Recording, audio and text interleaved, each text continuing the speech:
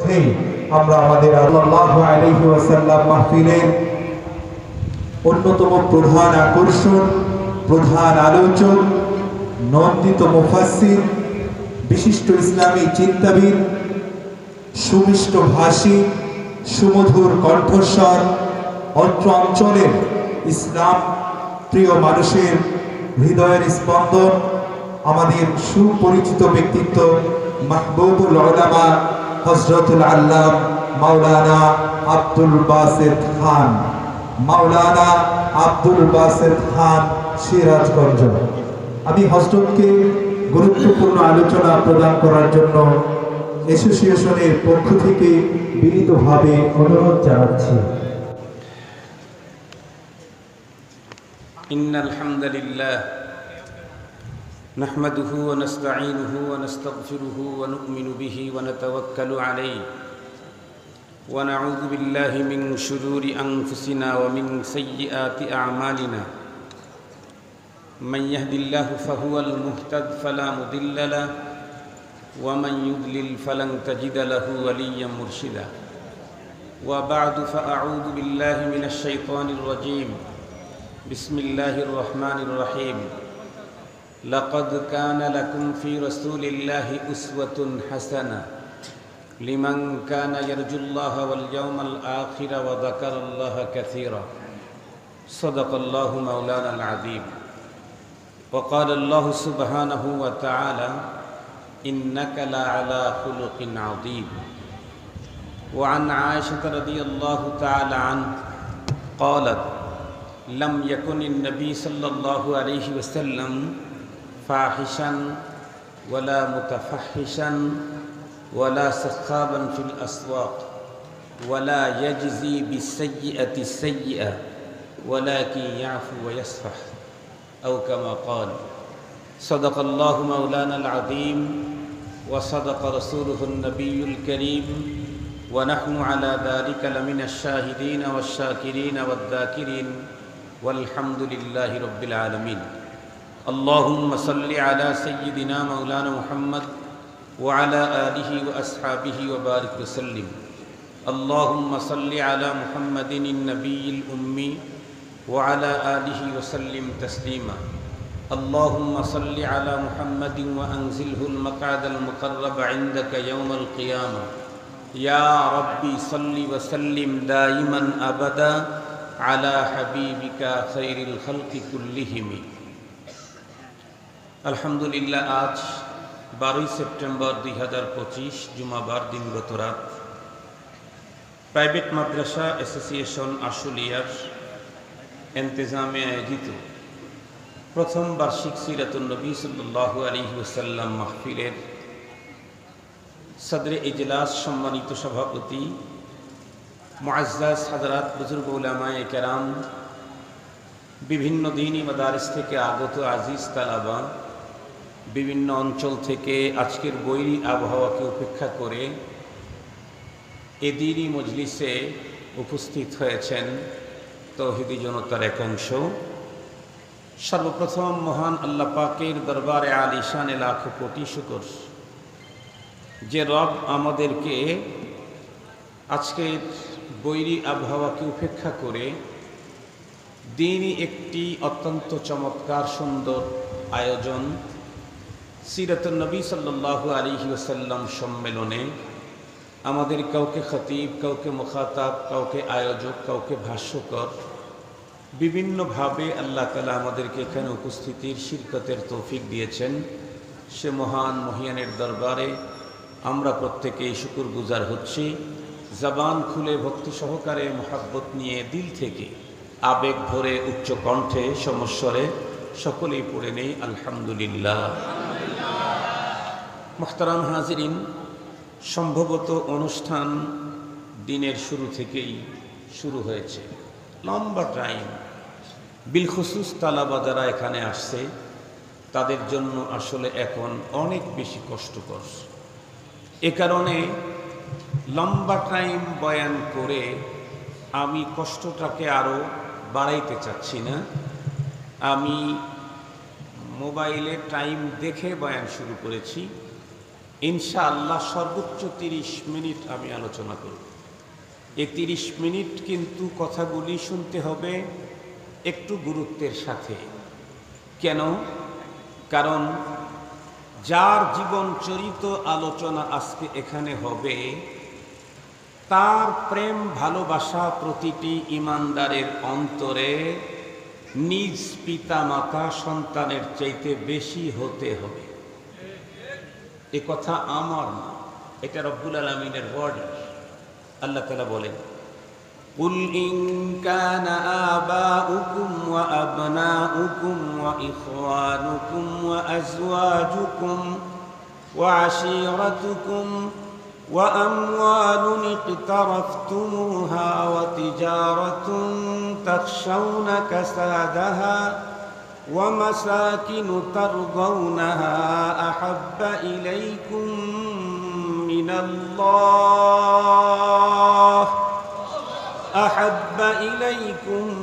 من الله ورسوله وجهاد في سبيله فتربصوا حتى يأتي الله بأمره والله لا يهدي القوم الفاسقين।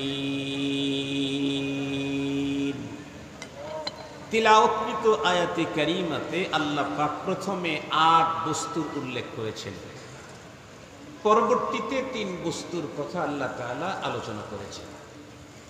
প্রথম 8 বস্তুর কথা আলোচনা করে আল্লাহ বলেন, এই 8 বস্তুর চাইতে তোমাদের অন্তরে পরবর্তীতে উল্লেখিত 3 বস্তুর মায়া যদি বেশি না হয়, ফাতারাব্বাসু, আল্লাহ বলেন তাহলে তোমরা অপেক্ষা করো। আল্লাহ পাকের এই বর্ণনার সিস্টেমটা সুন্দরভাবে বুঝতে চাইলে ছোটদের জন্য একটা চমৎকার কথা বলি। আমরা অনেক সময় ছোটবেলায় বাবাই বলছে যথাসময়ে খাবার খেয়ে রেডি হয়ে স্কুল বা মাদ্রাসায় যাবে, আমরা যাই নাই। মা চেষ্টা করছে কিন্তু মা পর্দা করেন, মা আমাকে ধাওয়া করেছে, তো আমি সেখান থেকে দৌড়ে অন্যত্র চলে গেছি। মা সেখানে বোরকা পরা ছাড়া আসতে পারে না। এক পর্যায়ে মা বোরকা পরে আমাকে ধরার জন্য যান নাই, তো আমি খেলার সাথীদের সাথে অ্যাড হয়ে গেছি। খেলতে খেলতে আব্বা চলে আসছেন বাসায়, জিজ্ঞেস করছে ছেলে কি গিয়েছিল আজকে প্রাইভেট প্রতিষ্ঠানে? বলে না, যায়নি তো। আমি ওকে ধরার জন্য চেষ্টা করেছি, ও লোকজনের ভিতরে ঢুকে পড়লো, আমি সেখানে যেতে পারি নাই।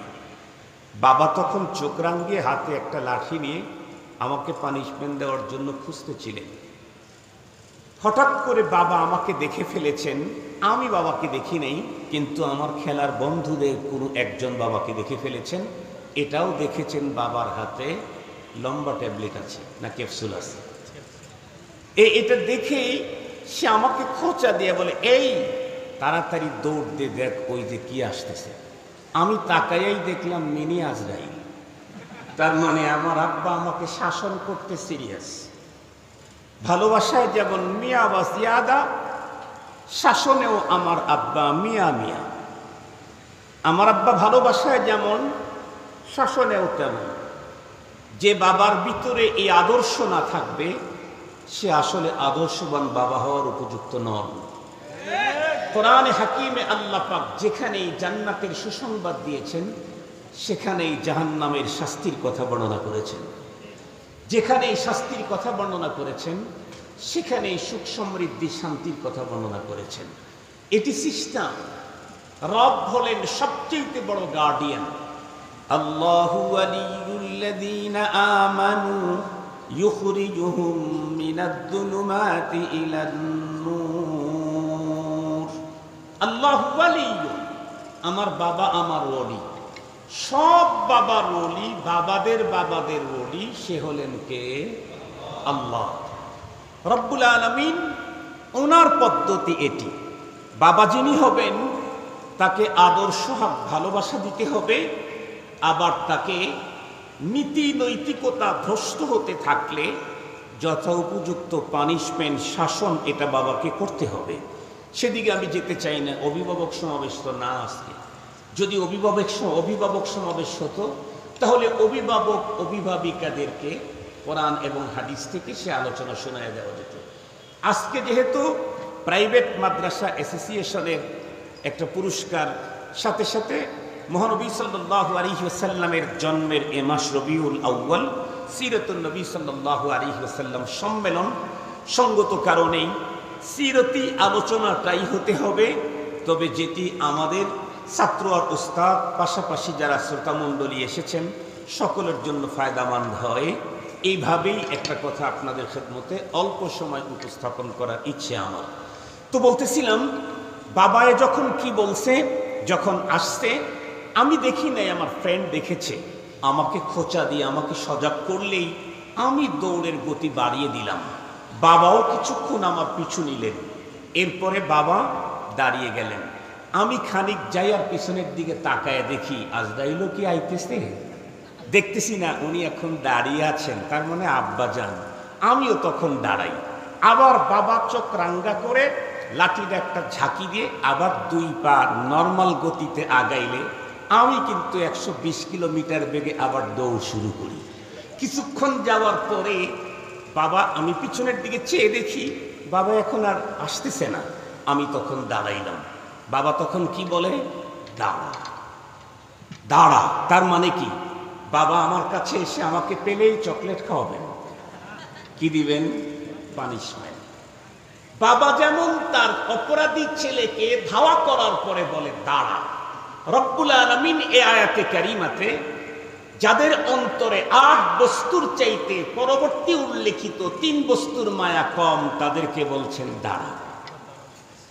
তার মানে ফাতারাব্বাসু, দাঁড়াও, হাত্তা ইয়াতি আল্লাহু বিআমরি, দাঁড়াও দাঁড়াও। কি? আল্লাহ পাকের আযাব, আল্লাহ পাকের শাস্তি। যেই 3 বস্তুর মায়া আমার অন্তরে পৃথিবীর সবকিছুর চাইতে বাড়াতে হবে, কোরআনে আল্লাহ আমাকে নির্দেশ দিয়েছেন, সেই 3 বস্তুর মাঝখানকারটাই হলেন মুহাম্মাদুর রাসূলুল্লাহ সাল্লাল্লাহু আলাইহি ওয়াসাল্লাম। আল্লাহ বলেন মিনাল্লাহ ওয়া রাসূলিহি ওয়া জিহাদিন ফি সাবিলিহি। 3 বস্তু, আল্লাহ, রাসূলুল্লাহ, জিহাদ ফি সাবিলিল্লাহ। এই 3 বস্তুর মায়া প্রতিটি মানুষের অন্তরে নিজের পিতার চাইতে বেশি হতে হবে, মাতার চাইতে বেশি হতে হবে, সন্তানের চাইতে বেশি হতে হবে, স্ত্রীর চাইতে বেশি হতে হবে, স্বামীর চাইতে বেশি হতে হবে, রিলেটিভদের চাইতে বেশি হতে হবে, ভাই বোনদের চাইতে বেশি হতে হবে, ব্লাড কানেক্টেড যারা আছে তাদের চাইতে বেশি হতে হবে। তাছাড়া আল্লাহ পাকের আযাব, যেই মহামানবের মায়া আমার অন্তরে অন্য সকলের চাইতে বেশি না হলেই আযাবের ধমকি আমাকে দেওয়া হয়েছে, সেই মহামানবের মহান আলোচনার বরকতপূর্ণ এ মজলিস, এখান থেকে তো আগে উঠে যাওয়ার কোনো সুযোগ, কথা বলেন না কেন? আর এই মজলিসে আমি উপস্থিত হতে পেরেছি, তাহলে আমার সাহে কিসমত, এটা আমার কপাল, এটা আমার কিসমত। আমি মহানবী সাল্লাল্লাহু আলাইহি ওয়াসাল্লামের জন্মের এই মাসে মহানবী সাল্লাল্লাহু আলাইহি ওয়াসাল্লামের চরিত্রের মাধুর্যতা থেকে, মহান চরিত্র থেকে 2-3টা কথা আপনাদের খেদমতে উপস্থাপন করতে চাই। তার আগে একটা কথা বলতে চাই, একটা কথা আমাদের প্রত্যেকের মাথায় থাকা দরকার। মানুষ মানবতার ইতিহাসে সবচেয়ে বড় ঘটনা এই পৃথিবীতে মানবতার মহান শিক্ষক মুহাম্মাদুর রাসূলুল্লাহর জন্মগ্রহণ করা। এর চাইতে বড় ঘটনা এই পৃথিবীতে মানবতার জন্য আর কিছু হতে পারে না। সেই ঘটনাটা ঘটেছিল এখন থেকে 15 বছরের অধিককাল আগে মক্কাতুল মুকাররমায়, যেই মাসে, সেই মাসটার নাম রবিউল আউয়াল। কিন্তু মজার কথা হলো, রবিউল আউয়ালের কোন তারিখে নবীজি জন্ম নিয়েছিলেন এ নিয়ে যথেষ্ট পরিমাণে মতবিরোধ আছে। নবীজির জন্ম কি 1 তারিখ, নাকি 2 তারিখ, নাকি 8 তারিখ রবিউল আউয়ালের, নাকি 12 তারিখ, এ নিয়ে কিঞ্চিত আলোচনা আপনাদের খেদমতে পেশ করছি। 12 তারিখের বিষয়টা বাররে সাগীরের ভিতরে সবচেয়ে বেশি প্রসিদ্ধ হয়েছে। মাগার এটার দালিলিক তাত্ত্বিক কোনো তেমন নির্ভরযোগ্য কোনো সূত্র খুঁজে পাওয়া যায় না। কেউ বলেছেন ৮ তারিখ নবীজির জন্ম, কেউ বলেছেন ১ তারিখ অথবা ২ তারিখ, ঐতিহাসিকগণ লিখেছেন। বাংলাদেশের কোনো একজন বিজ্ঞ প্রাজ্ঞ বিদগ্ধ বিচক্ষণ আলেমে দ্বীন, তার সাথে আমার একদিন কথা হচ্ছিল নবীজির জন্মের তারিখ নিয়েই। হুজুর আমাকে বললেন, মাওলানা ইতিহাসের কিতাবে তো দেখা যায় ১ তারিখ অবলিক ২ তারিখ রবিউল আউয়ালের মহানবীজির জন্ম। তো হুজুর বলেন ১ তারিখ অবলিক ২ তারিখ এটা ১২ হয়ে গেল কেন? এটা আমার বুঝে আসতেছে না। হুজুর আবার পরেক্ষণে আমাকে বললেন যে আগে তো আসলে ছাপা টাপার মেশিনগুলি অত সুন্দর হতো না, অনেক শব্দ অনেক কিছুই কাটছাট হয়ে আসতো। এখন তো অনেক আধুনিক না অত্যাধুনিক? কথা বলেন না কেন? এখন কি আধুনিক না অত্যাধুনিক? অত্যাধুনিক।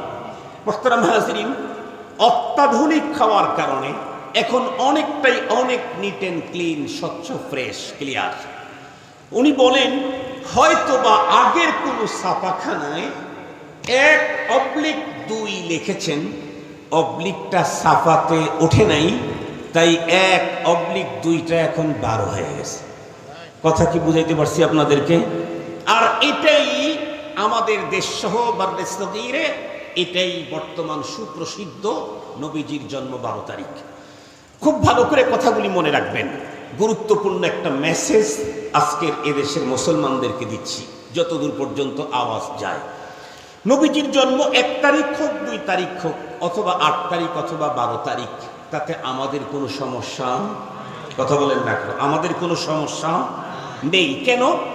যেহেতু নবীজির জন্ম উপলক্ষে শরীয়ত, কোরআন, খুদ রাসূল, হাদিস আমাদেরকে বিশেষ কোনো আমলের অর্ডার করেন নাই।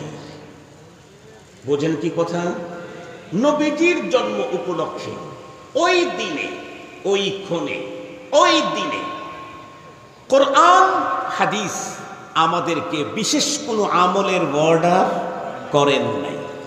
যেহেতু কোনো আমলের অর্ডার করেন নাই, সঙ্গত কারণে ১ তারিখ অবলিক ২ তারিখ ১২ হয়ে গেলেও কোনো ঝামেলা নেই। কথা কি বুঝাইতে পারছি আপনাদেরকে? এখন কথা হলো, যদি এই দিনে নির্ধারিত কোনো আমল আল্লাহ আমাদেরকে দিতেন বা আমাদের জন্য যদি করণীয় থাকতো, তাহলে অবশ্যই রব্বুল আলামিন সেই তারিখটাকে আমাদের সামনে প্রয়োজনে জিব্রাইলকে দিয়ে জানায় দিতেন। যেমন যেমন ইতিহাস, কোরআন, হাদিসে, শরীয়তে আছে। আপনারা সহজে বুঝবার জন্য বলছি, আল্লাহ পাক রোজা, হজ, যাকাত, জিহাদ এই জাতীয় বিধিবিধান আল্লাহ পাক আমাদেরকে দিয়েছেন জিব্রাইল আমিনের মাধ্যমে তার রসুলের কাছে কোরআনের ওহী নাজিল করে। ঠিক বললাম কি? কিন্তু রব যখন চাইলেন পৃথিবীর মানুষকে নামাজ নামক মহা উপঢৌকন গিফট করবেন, তখন রব্বুল আলামিন স্বাভাবিকের পদ্ধতিটাকে চেঞ্জ করে ফেললেন, যেটা কোনো নবীর ব্যাপারে কাউকেই কখনো এই জাতীয় হুকুম দেওয়ার জন্য কাউকে তার আরশ পর্যন্ত নেন নাই, কোনো নবীকে নেন নাই। কিন্তু আজকে নামাজের ব্যাপারে আল্লাহ পাক তার প্রিয় হাবিবের জন্য স্পেশালি একটা পদ্ধতি আবিষ্কার করলেন। সেটি কি? আল্লাহ পাক তার হাবিবকে আমন্ত্রণ করলেন তার আরশে। আল্লাহ পাকের রসুল এক পর্যায়ে আরশে চলে গেলেন, রবের সাথে দেখা হলো, কোরআনে হাকিমে আছে। সংক্ষিপ্ত করে বলি, রব্বুল আলামিন পরবর্তীতে তার হাবিবকে এবং কিয়ামত পর্যন্ত আনেওয়ালা মানুষদেরকে রবের পক্ষ থেকে উপঢৌকন দিলেন 50 ওয়াক্ত সালাত নামাজ। পর 50 ওয়াক্ত কনসিডার করতে করতে শেষ পর্যন্ত কয় ওয়াক্ত? 50। 5 আদায় করতে হবে, কিন্তু মর্যাদায় 50। বলেন আদায় করতে হবে কত? মর্যাদায় কত? 50। 50 ওয়াক্ত সালাত দিলেন নবীজি, নিলেন 5 ওয়াক্ত নিয়ে চলে আসলেন।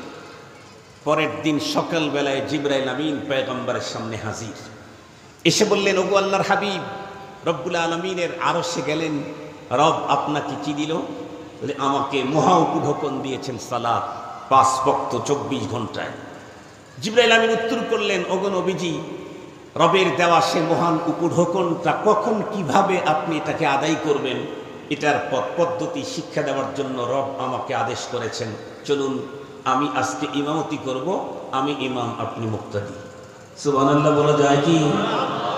গাজীর চটের মানুষের সাথে আমার কিন্তু এই অঞ্চলের মানুষের সাথে 14 বৎসরের সম্পর্ক। আমি এই যে পাশে কেন্দ্রীয় মসজিদ এর ঈদগাহ মাঠের খতিব, 14 বৎসর, আল্লাহ শুকুর আলহামদুলিল্লাহ। আর অন্য যে কাউকে বাইপাস করে মাইনাস করে চলা যায়, কোনো নেতাকে বাদ দিয়ে চলা যায়, কোনো নেত্রীকে বাদ দিয়ে চলা যায়, কিন্তু ইমামরে বাদ দিয়ে চলা যায় না। কেন? পরপারে পুঁজি নামাজ, যারা নামাজ পড়াইছে ইমাম সাহেব, ইমামরে বাদ দিলে আপনার পুঁজি কই? আরে কথা বলেন না কেন? আপনি যে ঈদের নামাজ পড়ছেন, আপনি পড়েছেন, নামাজের ইমামতি করেছে কে? ইমাম। তা আপনি ঈদের নামাজ আল্লাহর দরবারে প্রদর্শন করতে চাইলে ইমামরে বাদ দিলে আপনার পুঁজি কই? নাই। এজন্য সবাইকে পর করতে পারবেন, কিন্তু ইমামরে মাইনাস করলে আপনি মাইনাস হয়ে যাবেন। মনে থাকবে তো? মনে ভালো করে মনে রেখেন। বর্তমান সময়ে তো আবার আমাদের আলহামদুলিল্লাহ জীবনে এমনটা হয় নাই, কিন্তু নানা সময় ফেসবুকে দেখি এই মসজিদের ভিতরে অমুক, ঈদগাহ মাঠে, বক্তৃতার মঞ্চে, এই সেই। আলহামদুলিল্লাহ আমাদের সামনে এরকম কখনো হয় নাই। আল্লাহর কাছে দোয়া করি, আল্লাহ আমাকেও হেফাজত করো, আমার মুসল্লিদেরকেও বাঁচাও, আমিও যেন ওই জাতীয় কথা না বলি, আর আমার মুসল্লিরাও জানি তারা আমার সাথে ওই জাতীয় আচরণ কোনোদিন না করে। আল্লাহ সবাইকে সোজা পথে, সঠিক পথে চলার তৌফিক দান করুন। তো যে কথা আমি বলতেছিলাম, রাসূল করিম সাল্লাল্লাহু আলাইহি ওয়াসাল্লামকে নিয়ে জিবরাইল আমিন 2 দিনে 10 ওয়াক্ত নামাজের ইমামতি করলেন। একেবারে সংক্ষেপে বলি, প্রথম দিন জোহরের সালাত যেই টাইমে পড়লেন, দ্বিতীয় দিন ওই টাইমে পড়েন নাই, অনেক পরে পড়েছেন। প্রথম দিন আসরের সালাত যেই টাইমে পড়েছেন, পরের দিন অনেক পরে পড়েছেন। প্রথম দিন মাগরিবের সালাত যেই টাইমে পড়েছেন, পরের দিন একটু পরে পড়েছেন। প্রথম দিন এশার সালাত যেই টাইমে পড়েছেন, সেখান থেকে বেশ পরে গিয়ে দ্বিতীয় দিন পড়াইছেন। প্রথম দিন ফজরের সালাত যখন পড়াইছেন, দ্বিতীয় দিন সেখান থেকে অনেক পরে। কত পরে? মনে হয় বেলা এখন উঠেই যাবে, এমন মুহূর্তে দ্বিতীয় দিন ফজরের সালাতে ইমামতি করে বিশ্বনবীজিকে ডেকে বললেন, মা বাইনা হাদাইনিল ওয়াক্তাইনি ওয়াক্তুল্লাকা ওয়া লিউম্মাতিকা। ওগো আল্লাহর রাসূল, আমি চলে গেলাম, আমার ইমামতি শেষ, আমি আর জীবনে আপনার কোনোদিন ইমামতি করতে আসবো না। আমি 2 দিনে যেই টাইমটা আপনাকে দেখায় দিলাম, জোহরের সালাত 2 টাইমে পড়াইলাম, এই 2 টাইমের মাঝামাঝি আপনার এবং আপনার উম্মতের নামাজের টাইম। রব নামাজ দিয়েছেন, টাইম তার রাসূলকে ওভাবে বলে দেন নাই, ইন্ডিকেট করেন নাই, তাই জিবরাইল আমিনকে দিয়ে সেটাকে দেখায় দিলেন আমল করায়। বিশ্বনবীর জন্ম উপলক্ষে যদি শরীয়ত কোনো আমল দিত, তাহলে পয়গম্বরের জন্মের তারিখ প্রয়োজনে জিবরাইল আমিনকে দিয়ে জানায় দিত। শরীয়তে সিস্টেম আছে। যেহেতু জিবরাইল আমিনকে দিয়েও পয়গম্বরের জন্মের তারিখ জানানো হয় নাই, কোরআনে পাকের 30 পারার কোথাও কোন জায়গাতে বিশ্বনবীর জন্ম উপলক্ষে ঈদ বা কোনো অনুষ্ঠান করার কোনো নির্দেশনা নাই, হাদিসে পাকের মধ্যে নাই। এখানে একটা সলে মুকদ্দারের জব দিতেই হয়। হয়তোবা এখান থেকে যাওয়ার পরে কেউ মনে মনে বলবেন, আরে আমাদের খতিব সাহেব হলো নরমাল কওমি মাদ্রাসায় পড়া, দাওরা হাদিস পাস। আর ঈদে মিলাদুন নবীর ফতোয়া যারা দেয় তারা হলো ইসলামিক স্কলার, আল্লামা, ডক্টর, যাদের ডিগ্রির বস্তা আমাদের আব্দুল বাসেত খান হুজুর মাথায় বহন করে হাফ কিলো যেতে পারবে, এত ডিগ্রি। সুতরাং উনি কোরআনে খুঁজে না পেলে কি হবে? বাংলাদেশে অনেক ডক্টররা কোরআনে এবং হাদিসে ঈদে মিলাদুন নবী পায়। এই যদি আপনাদের প্রশ্ন হয়, তাহলে আমি আপনাদেরকে একটা কথা জিজ্ঞেস করতে চাই। আমার মতো ছোট্ট জাহেলকে অত বড় হুজুরের সামনে দাঁড় করানো দরকার নাই। আমি একটা ছোট্ট জিজ্ঞাসা করি, আজকের পৃথিবীর যত ইসলামিক স্কলার আছে সবগুলাকে এক জায়গায় করলেও হযরতে আবু বকর সিদ্দিক রাদিয়াল্লাহু আনহু সমান হবে, হযরত ওমর ফারুক রাদিয়াল্লাহু আনহু সমান হবে, হযরত ওসমান গনি সমান হবে, হযরতে আলী রাদিয়াল্লাহু তাআলা আনহু সমান হবে হযরতে আলীকে। হযরতে আলী রাদিয়াল্লাহু তাআলা আনহু সম্পর্কে পয়গম্বর স্পষ্ট বলেন, আনতা মিন্নি বিমনজিলাতে হারুন বিমূসা, তুমি আমার দিক থেকে তুমি কেমন হারুন আলাইহিস সালাম মূসা আলাইহিস সালামের জন্য যেমন, কিন্তু আমার পরে আর কোন নবুয়ত নাই, এ কারণে তোমার ওই পথটা নাই।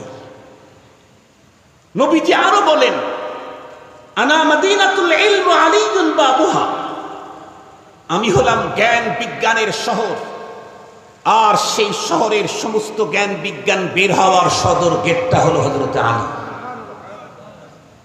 পৃথিবীর একজন মাত্র পয়গম্বরের সাহাবী যার সম্পর্কে মুহাম্মদুর রাসূলুল্লাহ সাল্লাল্লাহু আলাইহি ওয়াসাল্লাম এমন শব্দ ব্যবহার করেছেন আর কারো শানে এই শব্দ ব্যবহার করা হয় নাই, সেই আলী রাদিয়াল্লাহু তাআলা আনহু বড় না আজকের যুগের এই ইসলামিক স্কলাররা বড়? কথা বলেন না কেন?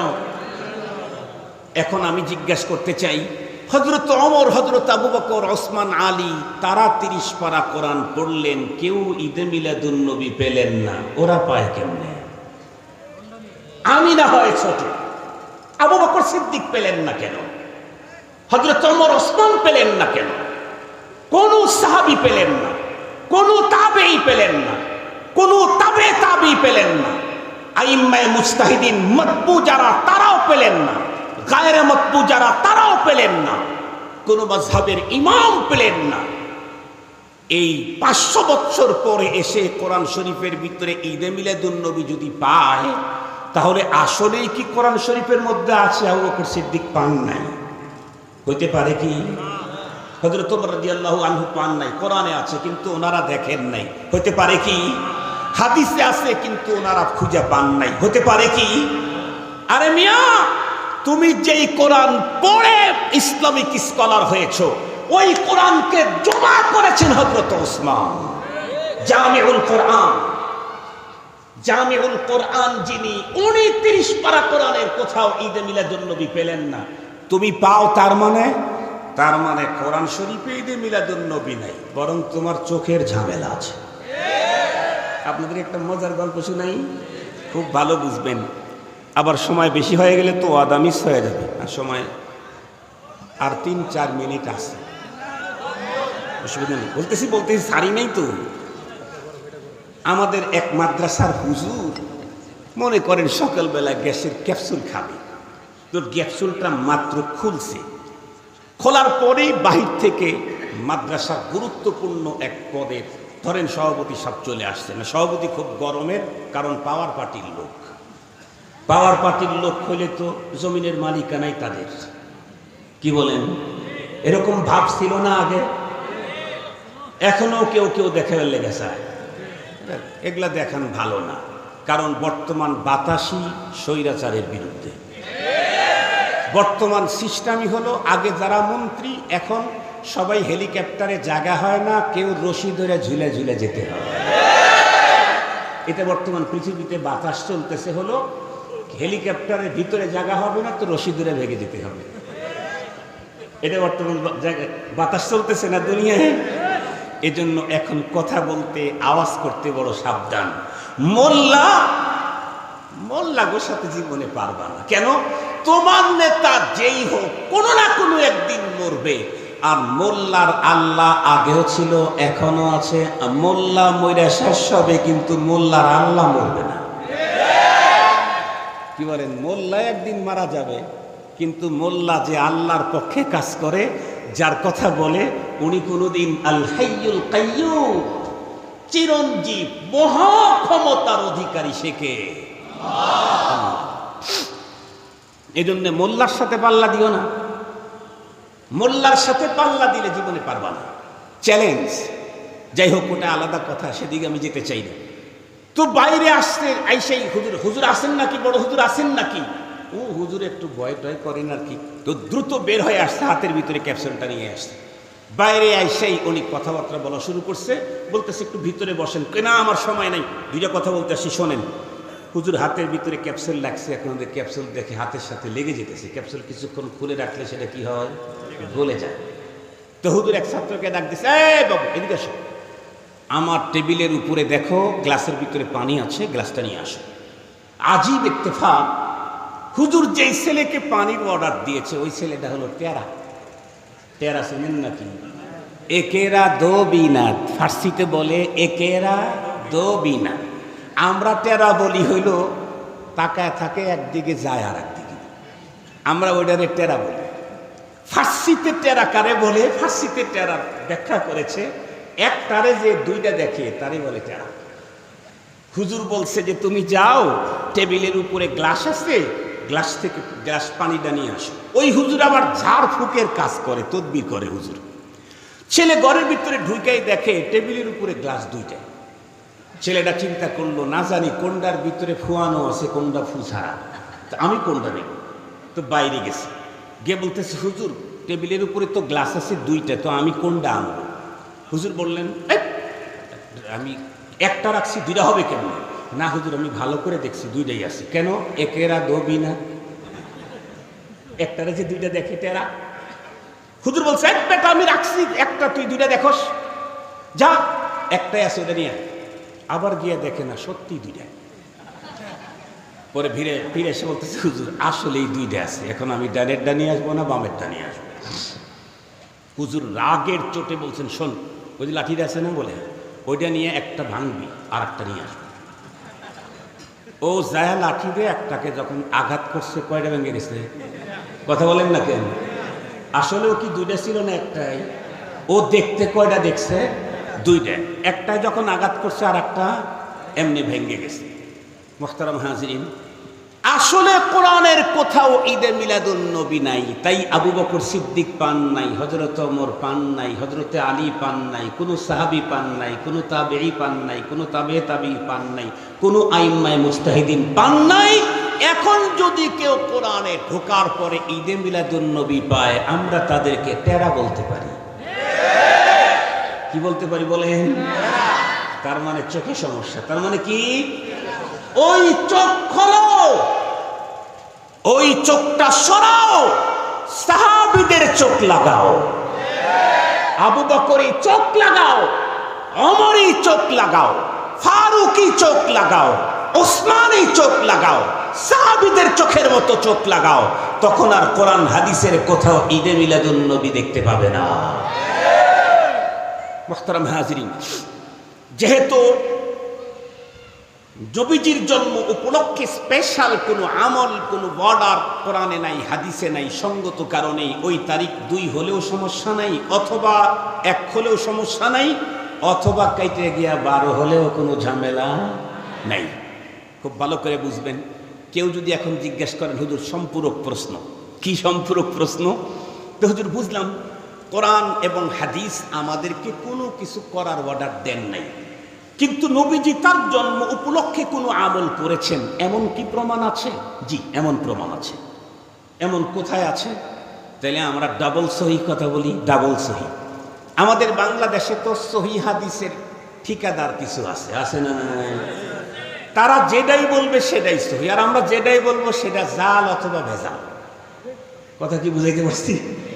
ওই ভাইদেরকে বলি আপনারা তো শুধু সহি হাদিস বলেন, আর আমি আজকে যে হাদিসটা বলতেছি, হাদিস তো সহি সহি, এ হাদিস যেই কিতাবে লেখা আছে ওই কিতাবটাও সহি। কথা বলেন না কেন? ওই কিতাবটাও কি সহি? বুখারী, সহি মুসলিম। কথা বলেন না কেন? ওই কিতাবের নামই সহি না গায়রে সহি? সহি। সহি বুখারী, সহি মুসলিম, সহি মুসলিম শরীফের সহি হাদিসটা শোনাই। সাহাবায়ে কেরাম নবীজিকে জিজ্ঞেস করলেন, ওগো আল্লাহর রাসূল, আপনি সপ্তাহে সোমবারে রোজা রাখেন কেন? নবীজি বললেন, আল্লাহ পাকের পক্ষ থেকে এই দিনে আমি 2টা নেয়ামত প্রাপ্ত হয়েছি, এই 2 নেয়ামতের শুকরিয়া আদায়ের জন্য। কি কি নেয়ামত? বুলিতু ফিহি ওয়া বুরিস্তু ফিহি। আমি সোমবারের দিন পৃথিবীতে জন্ম নিয়েছি, সর্বপ্রথম আমার উপরে কোরআন নাজিল হয়েছে সেও সোমবারের দিন। এই 2 মহান নেয়ামতের শুকরিয়া আদায় করার জন্য আমি সিয়াম পালন করি। এখন আসেন, নবীজি যে আল্লাহ পাকের পক্ষ থেকে প্রাপ্ত মহান নেয়ামতের শুকরিয়া আদায় করার জন্য সিয়াম পদ্ধতি নিলেন, এটা কি নবীজি একা একাই চয়েস করছেন, না এটা আগের থেকে নবীদের চয়েসফুল সিস্টেম? তো আমরা একটু আগায় গেলেই দেখতে পাই এটা অন্য নবীদেরও চয়েসফুল সিস্টেম। কেমন? বিশ্ব নবীজি যখন মক্কাতুল মুকাররমা থেকে হিজরত করে মদিনায় আসলেন, মদিনায় এসে দেখেন মদিনার ইহুদিরা আশুরা মুহররমের 10 তারিখে রোজা রাখে। শুনেন নাই হাদিস? নবীজি জিজ্ঞাসা করলেন, এই দিনটা কিসের দিন তোমরা যে রোজা রাখো? ইহুদিরা তখন বলল, হাদা ইয়াউমুন সালেহ, এটা একটা মহান দিন। নাজ্জাল্লাহু মূসা মিন ফিরআউন ফি হাদিহিল ইয়াউম, এই দিনেই আল্লাহ পাক মূসা আলাইহিস সালাম এবং তার উম্মতদেরকে ফিরআউন থেকে মুক্তি দিয়েছেন আর ফিরআউনকে চিরতরে শেষ করে দিয়েছেন। এই জন্য হযরত মূসা আলাইহিস সালাম এই দিনটা রোজা রাখতেন। নবীজি কি বললেন? আনা আহাক্কু মিনকুম বিমূসা, মূসা আলাইহিস সালামের এই ভালো কাজের অনুকরণের হকদার তোমাদের চাইতে আমি বেশি। নবীজি রোজা রাখলেন এবং বললেন, আমি যদি আগামী বছর পর্যন্ত বাঁচি এই দিনটাতে, তাহলে আমি 9 তারিখ আর 10 তারিখ মিলে রোজা রাখবো। নবীজি উম্মতদেরকে বললেন, সুমু আশুরা ওয়া খালিফু ফিহিল ইয়াহুদ সুমু ক্বাবলাহু ইয়াওমান আও বা'দাহু ইয়াওমান। তোমরাও আশুরার রোজা রাখো। আমার উম্মতেরা, ইহুদিরা আশুরার রোজা রাখে, তোমরাও আশুরার রোজা রাখো। তবে একটু পার্থক্য করতে হবে। কি? খালিফু ফিহিল ইয়াহুদ, ইহুদিদের সামঞ্জস্যতা অবলম্বন করবে না, তাদের সাদৃশ্য অবলম্বন করবে না, তাদের সিস্টেম তোমরা নিবা না। ওরা একটা রোজা রাখে, তোমরা 2টা রাখবে, হয় আগের দিন মিলাইবা না হয় পরের দিন মিলাইবা, 9-10 অথবা 10-11। ভালো করে বুঝবেন। তাহলে এই দিনে রোজা রাখলেন কেন? মূসা আলাইহিস সালাম তার গোত্রকে ফিরআউনের মতো ভয়ঙ্কর খোদাদ্রোহী থেকে আল্লাহ পাক মুক্তি দিয়েছেন, এই মহান নেয়ামতের শুকরিয়া আদায় করতে। কি বোঝা গেল? নবীগণ আল্লাহ পাকের পক্ষ থেকে মহান নেয়ামত পাইলে ঈদ পালন করতেন না রোজা পালন করতেন? ভালো করে বুঝে বলেন, ঈদ পালন করতেন না রোজা পালন করতেন? আমাদের দেশের রসুল প্রেমের স্লোগানধারী ভাই যারা আছে, তারা বিশ্ব নবীজির জন্ম উপলক্ষে মহান এই নেয়ামতের শুকরিয়া আদায় করতে রোজা রাখতে চায় না, ঈদ পালন করে। আপনারা বলেন তো দেখি, ঈদ আর রোজা সেম জিনিস না উল্টো জিনিস? আর একটু জোরে বলেন। রোজা হয় হলো না খেয়ে, ঈদ হয় হলো খাওয়া দাওয়ার ধুমধামে। তার মানে আমাদের দেশের আশেকে রসুলরা না খেয়ে রসুল প্রেম প্রদর্শন করতে রাজি নাই, খাওয়ার ধুমধামে রসুল প্রেম দেখাইতে চায়। এ প্রসঙ্গে একজন কবি বড় চমৎকার বলেছেন, তু কুজাও সুন্নতে আহমদ কুজা বা মুহাম্মদ কেবুয়াদ নিসবত তোরা। তুমি কোন দিকে আর মুহাম্মদুর রাসূলুল্লাহর নিসবত কোন দিকে? তুমি কোন দিকে? পয়গম্বরি সুন্নত কোন দিকে? নবীজির পথ অনুকরণ যদি তুমি না করতে পারো, জীবনেও কোনোদিন তোমার পয়গম্বরের সঙ্গে মিল হতে পারে না। কবি শেখ সাদি বিশ্বের ভিতরে নাম করা একজন দার্শনিক, যার দর্শন আমাদের দেশেও এক সময়ে কলেজ ইউনিভার্সিটিতে পড়ানো হতো। উনি নিজেকে সম্বোধন করে বলেছেন, মোপেন্দার সাদি কে রাহে সফা তুয়া রফতে জুজবর পায়ে মুস্তফা। ও শেখ সাদি, তুমি যত বড় দার্শনিকই হও না কেন, দর্শনে যদি তুমি বিশ্ব সেরাও হয়ে যাও, মনে রেখো যতক্ষণ পর্যন্ত মুহাম্মাদুর রাসূলুল্লাহ সাল্লাল্লাহু আলাইহি ওয়াসাল্লামের পথ অনুকরণ করতে না পারবে, ততক্ষণ পর্যন্ত তুমি কোনোদিনও মঞ্জিলে মাকসাদে যেতে পারবে না। বিশ্বনবীজি তার জন্ম উপলক্ষে পালন করলেন রোজা, আর আমরা সেই পয়গম্বরের জন্ম উপলক্ষে যদি ঈদ পালন করি, তাহলে আশিকে রাসূল বন্ধুরা আমার দুনিয়ার কোনো পাগলেও বলতে রাজি হবে না। এ হলো পয়গম্বরের জন্ম উপলক্ষে রবিউল আউয়াল মাসের গুরুত্বপূর্ণ ছোট্ট 2টা টিপস আপনাদের খেদমতে পেশ করলাম। শেষ কথাটা এখন যদিও 10 মিনিট লাগে আমি চেয়ে নিচ্ছি, দিবেন তো আমার ইনশাআল্লাহ? এই যে প্রাইভেট মাদ্রাসা অ্যাসোসিয়েশনের এখানে তালাবারাই বেশি এসেছেন, অভিভাবক মণ্ডলীরা এসেছেন, এটা আমার ধারণা। এটা আমি আমার ধারণা থেকে বলতেছি। এখানে একটা কথা আমি বলতে চাই, সেটি হলো আমাদের সন্তানদেরকে সে কওমি মাদ্রাসায় পড়ুক আর প্রাইভেট মাদ্রাসায় পড়ুক, প্রাইভেট মাদ্রাসায় পড়ুয়া প্রত্যেকটা সন্তানকে একদম ছোটবেলা থেকেই পয়গম্বরী মহান চরিত্রের অধিকারী করে গড়ে তুলতে হবে। মুহাম্মদুর রাসূল সাল্লাল্লাহু আলাইহি ওয়াসাল্লামের যে চরিত্র, যে স্বভাব, এই স্বভাবে আমাদের সন্তানদেরকে স্বভাবান্বিত করার জন্য যত ধরনের প্রসেসিং লাগে, প্রচেষ্টা লাগে, এটা আমাকে করতে হবে। আমি আমার পয়গম্বর সাল্লাল্লাহু আলাইহি ওয়াসাল্লামের ছোট্টবেলায় পয়গম্বর হবেন, তাকে সেইভাবেই সাজিয়েছেন রব্বুল আলামিন। যদিও তার মূল অভিভাবক পিতা ছিলেন না, উনি পৃথিবীতে আসার আগেই তার মূল অভিভাবক দুনিয়াতেই নাই। পৃথিবীতে জন্মের মাত্র কয়েক বছর পরেই তার আরো একজন মূল অভিভাবক মাতা, উনিও নাই। কিন্তু মুহাম্মদুর রাসূলুল্লাহ সাল্লাল্লাহু আলাইহি ওয়াসাল্লামের টোটাল লাইফটাকে একেবারে রূহের জগৎ থেকে স্পেশাল করে আল্লাহ পাক রব্বুল আলামিন তৈরি করে দুনিয়াতেও তাকে সেভাবেই সাজিয়েছেন। আমরা তো ছোটবেলায় সিরাতুল মুস্তাফা এই কিতাবের ভিতরে আমরা পড়েছি, বিশ্বনবীজি যখন একটু কথাবার্তা বলতে চাচ্ছেন, একটা আব্বা, আম্মা, আবি, উম্মি এগুলি বলতে পারবেন, তখনই পয়গম্বর সাল্লাল্লাহু আলাইহি ওয়াসাল্লামকে তার নিজ বাড়ি থেকে গ্রামের ভিতরে পাঠিয়ে দেওয়া হয়েছিল। কেন? কারণ শহরের ভিতরে নানা রঙের লোক থাকে। আপনাদের শুধু গাজীর চটে কয় রকমের ভাষা চলে, আপনারা বুঝেন না আমার কথা। স্বাভাবিকভাবে 12 কিলো 25 কিলোমিটার ভিতরে ভাষার পরিবর্তন হয় না। এক গ্রামের সব মানুষের ভাষার এক রকমের টন, 3 আলিফ 3 আলিফ, 6 আলিফ 6 আলিফ, কেউ 3 আলিফের জায়গায় 2 আলিফ টানে।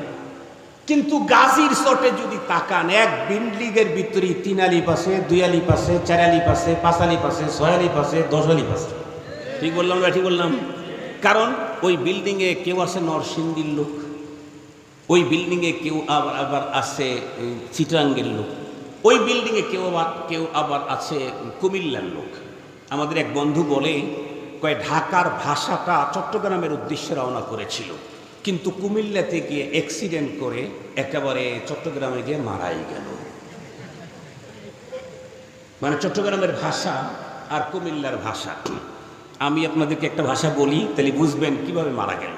আমি জীবনের প্রথম যখন চট্টগ্রামে ওয়াজে গেছি, চকরিয়াতে, তো আমি ওখানে যাওয়ার পরে আমি আমার বন্ধুকে বললাম, আমার মাদ্রাসার ওস্তাদ, নতুন ওস্তাদ হয়েছে, তাকে বললাম, মাওলানা আপনাদের এই চিটাঙ্গে আসলাম, একটা ভাষা আমার শিখাইয়া দেন, নাইলে আমি কি ভাষায় নিয়ে যাব, একটা ভাষা শিখেন। তো হুজুর আমার দিকে তাকায় বলে, ওয়া মির্জার ফোয়া ইতকাইয়ো বুজ্জা কুজ্জাতুন গুজ্জা গুজ্জা দজ্জাত ফজ্জে। আপনারা কি পরিমাণ বুঝছেন বলেন? আমি যদি সূরাতুল ফাতিহা পড়তাম, আলাম তারা পড়তাম, তর্জমা না বুঝলেও বুঝতেন যেটা সূরা ফাতিহা পড়তেছে। কিন্তু বুজ্জা কুজ্জাতুন গুজ্জা গুজ্জা দজ্জাত ফজ্জে, এটার তর্জমা শানে নজুল বলা ছাড়া বোঝার কোনো কায়দাই নেই। কেন? কারণ ঢাকার থেকে ভাষা রওনা করে কুমিল্লাতে অ্যাক্সিডেন্ট করে চট্টগ্রামে ডেড হয়ে গেছে। তো আমি এটা বলতেছিলাম, একটা কথা বললাম আপনাদের সাথে, একটু মজাক করলাম আর কি। মূল কথাটা বলতেছিলাম যে এই গাজীর চটে তাকাইলেই দেখা যায় একই বাসার ভিতরে, এক বিল্ডিং এর ভিতরে 5 এলাকার লোক থাকে। 5 এলাকার লোকের ভাষা 5 রকম। এই জন্য পয়গম্বরকে একদম নিট, সুন্দর, ফ্রেশ আফসাহ আরব শিখাবার জন্য পয়গম্বরকে গ্রামে পাঠানো হয়েছে। এখান থেকে আমাদেরকে একটা বড় সবক নিতে হবে। আমার সন্তানদেরকেও ভাষার দিক থেকে যোগ্য এক্সপার্ট করে গড়ে তুলতে হবে এখন থেকেই। আমি রুমের ভিতরে বসা ছিলাম, আলোচনায় বলেছি, পৃথিবীর কোন নবী রাসূলের টোটাল লাইফে একটা শব্দ অশালীন জীবনে কারো জবান থেকে বের হয়নি। কোন নবী রাসূল পৃথিবীর একজন নবী দেখাইতে পারবেন না। হযরত মূসা আলাইহিস সালাম যে এত কড়া থাপ্পড় একটা লাগাইছে, তো আজরাইলের চোখ ফেটে বের হয়ে গেছে, এত কড়া। কিন্তু জীবনে কোনোদিন ফহশ কথা তার জবান থেকে বের হয় নাই, এত কড়া পয়গম্বর হওয়ার পরে। অথচ ভাষা প্রয়োগের ব্যাপারে আমাদের অবস্থা এখন ভয়ঙ্কর। আপনি যদি একটু গভীরভাবে লক্ষ্য করেন, এ দেশের অশান্তির অর্ধেক সলভ হবে যদি ভাষা প্রয়োগের ব্যাপারে পয়গম্বরের মহান চরিত্রকে দেশের মানুষ ফলো করে। অর্ধেক বিবাদ, অর্ধেক বিসম্বাদ, অর্ধেক ঝগড়া, অর্ধেক অশান্তি সলভ হবে। আপনি দেখেন বাবা ছেলের ভিতরে অশান্তি হয় কখন? বাবা অথবা ছেলে যে কোনো একজন পয়গম্বরী সুন্নতকে ছেড়ে ভাষা ব্যবহারে অসতর্কতা অবলম্বন করে, যখন সীমা লঙ্ঘন করে, যখন বাবাকে যেই শব্দ বলাটা ছেলের জন্য ঠিক না এমন শব্দ যখন ব্যবহার করে, তখনই বাবা সন্তানের উপরে ক্ষিপ্ত হয়। সন্তানের জন্য যেই শব্দটা মানায় না, ইসলাম নেয় না, সেই শব্দ যদি কোনো বাবা ব্যবহার করে তখনই সন্তান বাবার উপরে ক্ষিপ্ত হয়। মা যদি মেয়ের জন্য এমন শব্দ ব্যবহার করে যা শরীয়ত নেয় না, তখনই মেয়ে মার উপরে ক্ষিপ্ত হয়। মা আবার মেয়ের উপরে, মেয়ে যদি মার উপরে এমন শব্দ ব্যবহার করে যা ইসলাম নেয় না, তখনই মাও মেয়ের উপরে ক্ষিপ্ত হয়, মেয়ে মার উপরে ক্ষিপ্ত হয়, স্বামী স্ত্রীর উপরে ক্ষিপ্ত হয়, স্ত্রী স্বামীর উপরে ক্ষিপ্ত হয়, ওস্তাদ ছাত্রের উপরে ক্ষিপ্ত হয়, ছাত্র ওস্তাদের উপরে ক্ষিপ্ত হয়, পীর মুরিদের উপরে ক্ষিপ্ত হয়, এক দল আর এক দলের উপরে আক্রমণ করে। আগে হয় শব্দের আক্রমণ, তারপরে হয় সুইচ টিপে। কথা বলেন না কেন? কথা বলেন না কেন? আগে কিসের আক্রমণ হয়? কথা বলেন না কেন? আগে কিসের আক্রমণ হয়? শব্দের আক্রমণ আগে হয়, তারপরে সুইচ টিপে আক্রমণ পরে হয়। আম্মা জান আয়েশা সিদ্দিকা রাদিয়াল্লাহু তাআলা আনহাকে জিজ্ঞাসা করা হয়েছিল, কারণ একজন মানুষের স্বভাব চরিত্রের সবচাইতে স্বচ্ছ রিপোর্ট দিতে পারবে দুইজন, একজন যিনি সৃষ্টিকর্তা আল্লাহ, আর একজন হলো তার স্ত্রী। প্রত্যেক মানুষের স্ত্রী জানে উপরে যাই থাক, কিন্তু ভিতরে আসলে স্বামীর কন্ডিশন কি এটা স্ত্রী সবচেয়ে ভালো জানে। সুফিয়ারা সুফিগিরি রোজে রৌশন মে কোনাদ দর্শবে তারিকে সুফি কারে দে গরমি কোনাদ।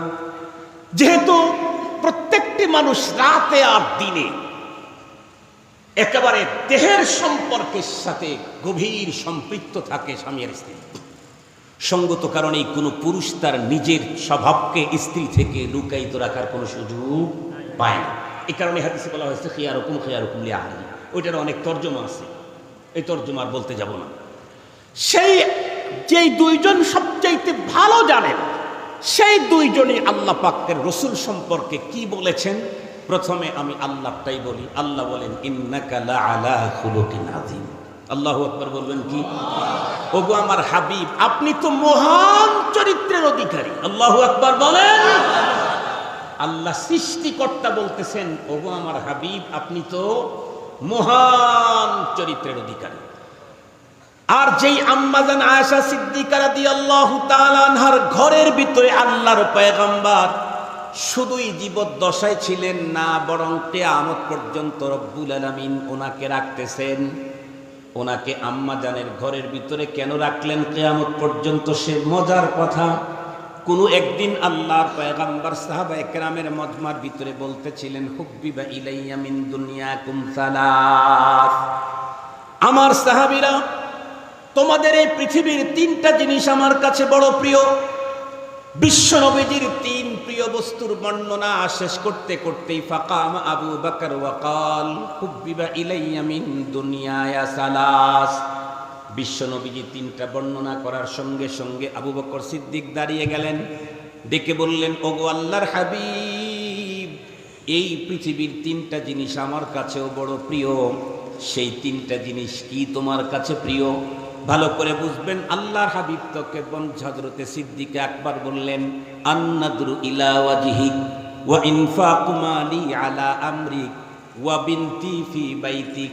যদিও বাংলা বোঝেন, আরবি বোঝেন না, কিন্তু তিনটা বন্ধুরা আমার বাক্যের শেষগুলা এক রকমের বলেছি কিনা। আন্নাদরু ইলা ওয়াজহিক ওয়া ইনফাকু মালি আলা আমরিক ওয়া বিনতি ফি বাইতিক। আল্লাহর হাবিবকে ডেকে বললেন, ওগো আল্লাহর হাবিব, এই পৃথিবীর তিনটা জিনিস আমার সর্বোচ্চ চয়েস। এর ভিতরে এক নাম্বার আপনার চেহারার দিকে তাকানো। এর চাইতে মজাদার কোনো জিনিস আমি আবু বকরের দুনিয়ায় নাই। আবু বকর সিদ্দিক রাদিয়াল্লাহু আনহুর অন্তরে পয়গম্বরের প্রতি দৃষ্টি পড়ার পরে যেই তৃপ্তি, যেই ভালো লাগা, ভালোবাসা অনুভূত হতো, আল্লাহ পাক রব্বুল আলামিন এটাকে কবুল করে নিলেন। এ কারণেই আল্লাহ পাক সিদ্দিক আকবরকে স্পেশাল একটা মর্যাদা দিলেন। কি? যা আবু বকর, তুমি যে কোনো মুহূর্তে তৃপ্তি ভরে আমার হাবিবকে দেখতে গেলেই কেউ না কেউ এসে তোমার তৃপ্তির ভিতরে বিঘ্ন ঘটায়। আবু বকর, আমি তোমাকে তোমার এই তৃপ্তি নেওয়ার জন্য 3 রাত রিজার্ভ করে দিলাম। যেই 3 রাত্রে তুমি আর আমার রসূল থাকবে। সানি ইসনাইন ইযহুমা ফিল গার। এই 3 রাত্রে তুমি তৃপ্তি ভরে তোমার প্রিয় মানুষটাকে দেখে নিও। সেই 3 রাত কোনটা? সেই 3 দিন কোনটা? মক্কাতুল মুকাররমা থেকে হিজরতের পথে আল্লাহর পয়গম্বর গর্তের ভিতরে যেই 3 রাত ছিলেন গোপনে। বন্ধুরা আমার, ওই গর্তের ভিতরে শুধুই আবু বকর সিদ্দিক রাদিয়াল্লাহু আনহু এবং আল্লাহর পয়গম্বর সানি ইসনাইনি ইযহুমা ফিল গার। হযরত সিদ্দিক আকবর রাদিয়াল্লাহু আনহুর আরো একটা চয়েস ছিল, গো আল্লাহর হাবিব, আমার মেয়েটা যদি আপনার ঘরে থাকতো তাহলে আমার জীবনের বড় তৃপ্তি, এর চাইতে মজার কিছু হতে পারে না। হযরত সিদ্দিক আকবর তো তার মেয়েকে পয়গম্বরের ঘরে থাকা চয়েস করেছেন। সিদ্দিক আকবরকে আল্লাহ পাক আরো বাড়ায়া দিলেন। আবু বকর, তুমি তো চেয়েছিলে তোমার মেয়েটা পয়গম্বরের ঘরে থাকবে, আমি তোমার জন্য বাজেট দিয়ে দিলাম। আমার হাবিব মৃত্যুর পরেও হাসরের ময়দানের যাওয়ার ওঠার আগ পর্যন্ত তোমার মেয়ের ঘরেই আমি আমার হাবিবকে রেখে দিলাম। তুমি তো চাইছিলা তোমার মেয়ে পয়গম্বরের ঘরে থাকবে, আমি আমার পয়গম্বরকে তোমার ঘরে রেখে দিলাম। তুমি চাইছিলা যতটুকু, মিয়া ওয়া জিয়াদা বিআহসানি মা কানু ইয়ামালুন। আল্লাহ পাক রব্বুল আলামিনের ঘোষণা কোরআনে হাকিমের ভিতরে আছে, মান আমিলা সালিহাম মিন যাকারিন আও উনসা ওয়া হুয়া মুমিন ফালানুহইয়ান্নাহু হায়াতান তাইয়্যিবা ওয়ালা নাজজিয়ান্নাহুম আজরাহুম বিআহসানি মা কানু ইয়ামালুন। আল্লাহু আকবার বলেন। মুহতারাম হাজিরিন, আমি যে কথাটা আপনাদের খেদমতে বলতে চাচ্ছি, মহানবী সাল্লাল্লাহু আলাইহি ওয়াসাল্লাম যার ঘরে থাকতেন, এখনো আছেন, সেই আম্মাজান আয়েশা সিদ্দিকা রাদিয়াল্লাহু তাআলা আনহাকে জিজ্ঞেস করা হয়েছিল নবীজির চরিত্র কেমন ছিল। আম্মাজান ক্ষণে ক্ষণে নবীজির চারিত্রিক কিছু কিছু ঝলকের কথা বর্ণনা করে দিয়েছেন। তার ভিতরে এই হাদিসে পয়গম্বরের 3-4টা দিক পয়গম্বরের বর্ণনা করেছেন। আমি শুধু তর্জমা করে দিই। 1 নাম্বার, লাম ইয়াকুনিন নবী সাল্লাল্লাহু আলাইহি ওয়াসাল্লাম ফাহিশা। নবীজি কখনো মুখ থেকে ফুহুশ কথা বলেন নাই, অশালীন কথা, অশ্লীল শব্দ নবীজি জীবনেও কোনোদিন ব্যবহার করেন নাই। ওয়ালা মুতাফাহিশা, অশালীন আচরণও জীবনে কোনোদিন নবীজি করেন নাই। ওয়ালা সাখাবান ফিল আসওয়াক।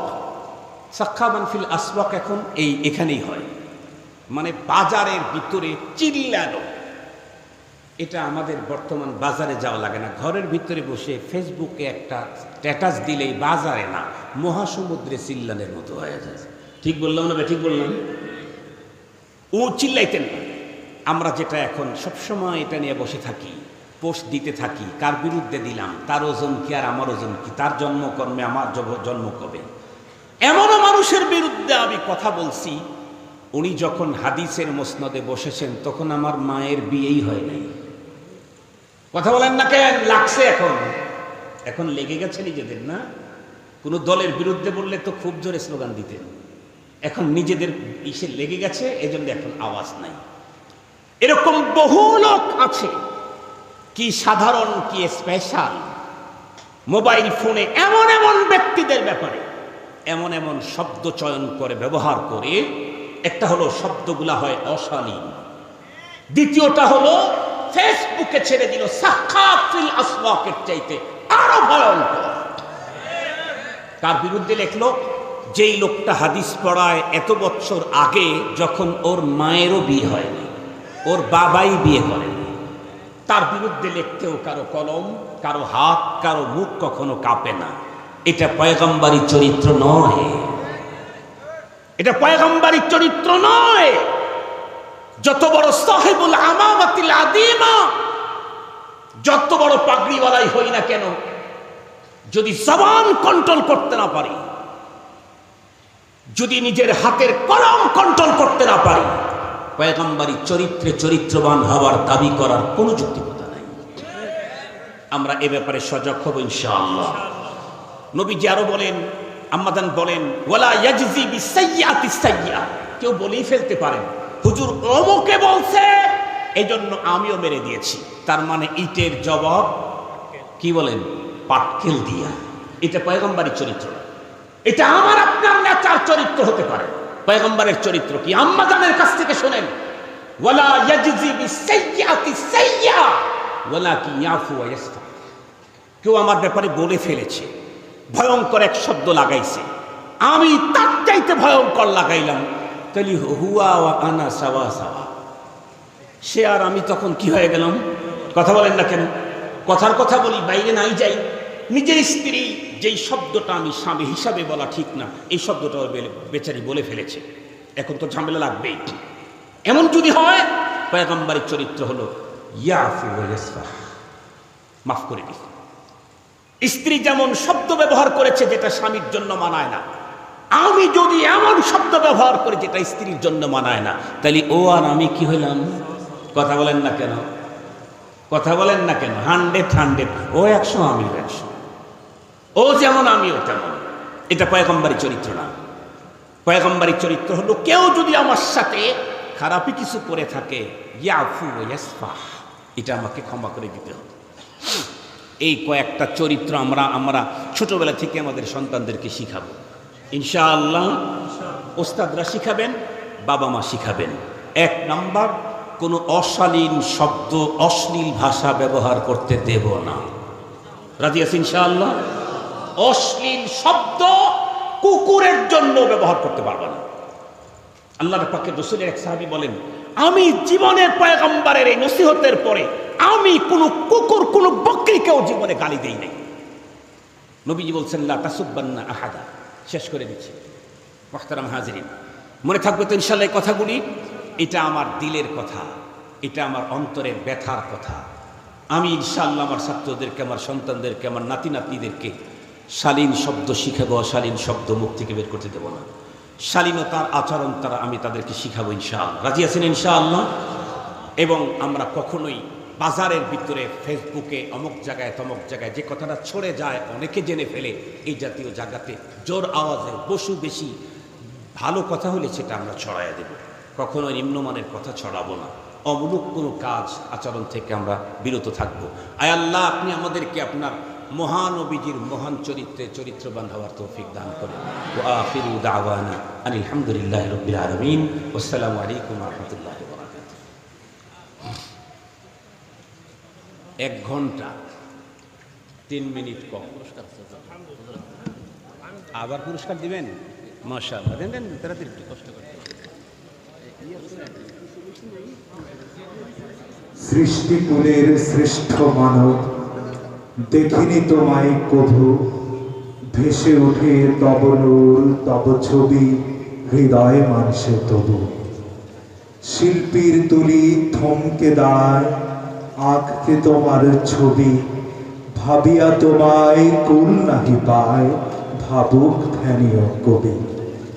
আলহামদুলিল্লাহ, সুম্মা আলহামদুলিল্লাহ। সম্মানিত উপস্থিতি, প্রাইভেট মাদ্রাসা অ্যাসোসিয়েশন আশুলিয়ার উদ্যোগে আয়োজিত সিরাতুন নবী সাল্লাল্লাহু আলাইহি ওয়াসাল্লাম প্রথম বার্ষিক মহতি আজকের এই মাহফিলের